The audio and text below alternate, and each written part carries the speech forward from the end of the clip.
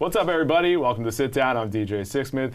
WNBA Draft tonight. Sophie Cunningham here, all-time leading scorer in Missouri history. How are you? I'm good. Happy to be here. Absolutely. So we were just talking off camera. You still got internship credits to do for Mizzou. You're getting drafted tonight. Like, pretty wild time in your life. How are you dealing with all this here? Well, I kind of put school aside for a second, and I'm going to enjoy tonight. It's a big deal, especially from where I am, coming from Mizzou. It's kind of different. I'm not at the Notre Dames, the UConns, and so I'm representing a lot of people, and I'm excited to be here. Definitely. And you had an excellent career at Mizzou, and like you said, you're not in that top pantheon of women's college programs, but how do you leverage and say, hey, listen, I did all this at Mizzou, I'm a top player in the SEC.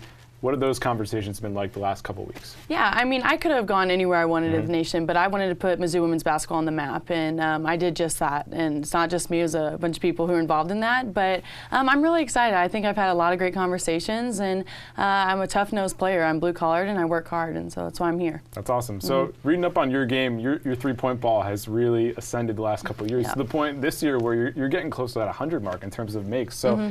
How have you seen just basketball transition into more threes, and how have you implemented that in your own game? Yeah, I think coming in as a freshman, even after I scored 42, that people were still just playing me one-on-one, which I loved. But when you get older, people are more dialed in on you, and so that was just what was open. And so I shot the shot, and sometimes they go in.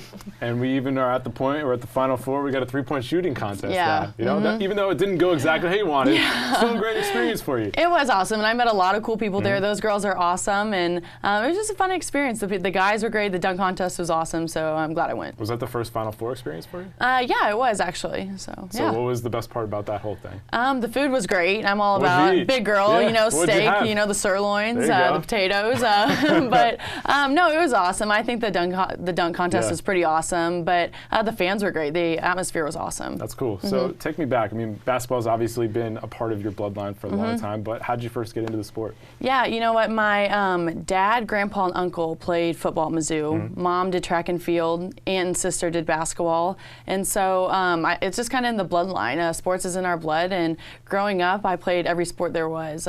Did gymnastics for about a week and then split the beam and never did that again. And I was a little too big for that anyway. But I don't know. It's just something, it's what I love. It's my passion. That's really awesome. So I guess it wasn't going to be anywhere else besides Mizzou, right? I mean, I could have, but that's just where my heart was. I bleed the black and gold, and so I'm a proud alum. So how did your game grow over the 4 years when you were in school? Yeah, you know, I was kind of injured here and there, and so I honestly still feel like I haven't even hit my peak yet, and which is really exciting for me because I'm ready to train. I'm ready to get going because I've never really gotten to do that yet. But I just think I've grown mentally, physically, and honestly emotionally because going through college sports, I mean, in South Carolina, I had 18,000 fans booing at me every time I touched the ball, and so happy I went through and I've grown from it. How did you deal with the adversity in the moment? Yeah, you know what? Some people might call me dirty, but the people who know basketball, they know I'm tough, and they know that I just don't give up. And to some, that's annoying, just because I mean, I don't like someone who never gives up either. And so I handle it fine. It was exhausting, but I'm blessed that I went through it because now I'm ready for it. Definitely. So when you think about your game going to the next level, what are some things that you think you can do right away, and what are some things to work on for you? Yeah, I think no matter where I get drafted, that I'm going to be able to open the floor up for the star players there, the goats of the league. And so